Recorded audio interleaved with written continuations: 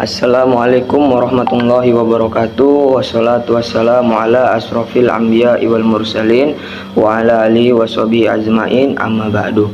Yang pertama-tama marilah kita panjatkan puja-puji syukur kita atas kehadirat Allah Subhanahu wa taala yang mana telah memberikan kita nikmat iman, ihsan dan nikmat kesehatan.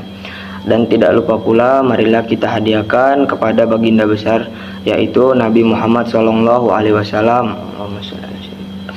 Kami dari kelompok 6 ingin mempresentasikan hasil kerja makalah kami yang akan disampaikan oleh saya sendiri dan rekan teman saya yaitu Anissa Ramadhani dan Nur Hajijah Tanjung.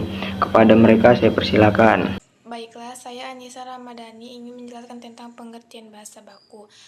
Bahasa baku adalah satu jenis bahasa yang menggambarkan keseragaman dalam bentuk dan fungsi bahasa. Bahasa baku merupakan bahasa standar yang digunakan dalam kalangan ilmiah, dengan menggunakan kaidah-kaidah yang perlu dipenuhi dalam penulisan tersebut, yaitu sesuai dengan ejaan bahasa Indonesia yang disempurnakan, atau EYD. 2. Pengaruh bahasa daerah dan bahasa asing. 1. Pengaruh bahasa daerah terhadap bahasa baku.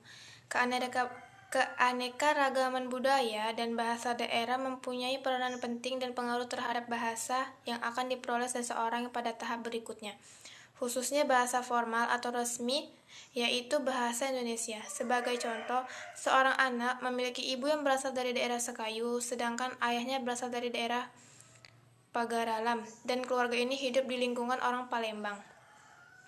Dalam mengucapkan sebuah kata, misalnya mengapa, sang ibu yang berasal dari Sekayu mengucapkan ngape dengan huruf E yang dibaca kuat, sedangkan bapaknya yang dari Pagarela mengucapkan ngape dengan E yang dibaca lemah, dan di lingkungannya kata mengapa diucapkan dengan ngapo.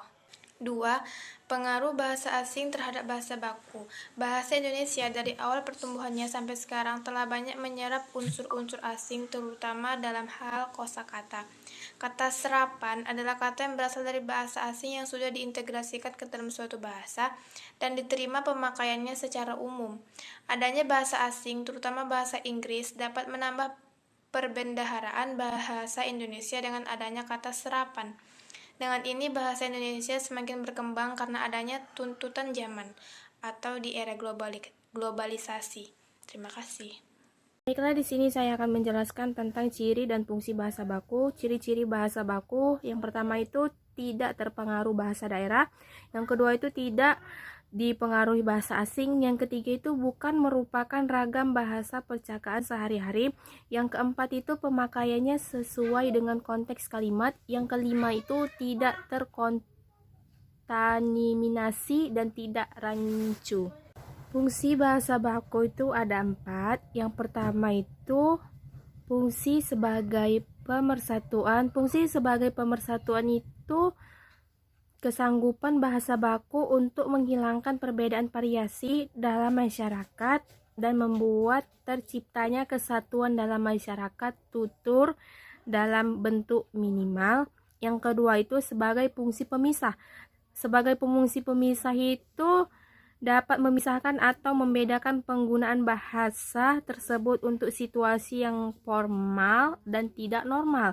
Yang ketiga itu sebagai fungsi harga diri. Sebagai fungsi harga diri itu perasaan harga diri lebih tinggi daripada yang tidak dapat menggunakannya.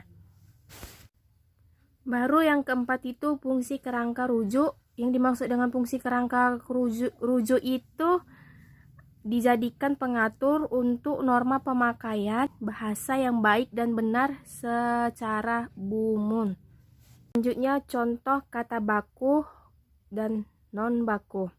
Mengetahui kata baku dan tidak baku beserta artinya menjadi penting. Contohnya itu yang pertama itu kayak abdal menjadi abdol. Kalau abdal itu kata baku, kalau abdol itu kata non baku. Terus contoh yang kedua itu apotek menjadi apotik. Kalau apoteknya itu kata baku dan apotiknya itu kata non baku. Terima kasih. Membahas masalah tentang kelafalan bahasa baku. Pembahasan tentang kesalahan berbahasa baku merupakan masalah yang tidak sederhana, tetapi bisa juga menjadi tidak ada masalah yang harus dibahas dalam kesalahan berbahasa.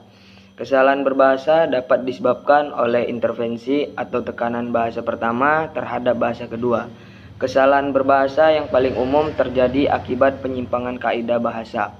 Hal ini terjadi oleh perbedaan kaidah atau struktur bahasa pertama dengan bahasa kedua. Selain itu, kesalahan terjadi oleh adanya transfer negatif atau intervensi bahasa pertama pada bahasa kedua. Mungkin cukup sekian hasil presentasi kami dari kelompok 6. Lebih kurangnya kami mohon maaf pada teman-teman yang sudah melihat video ini. Wabillahi taufiq wal hidayah. Wassalamualaikum warahmatullahi wabarakatuh.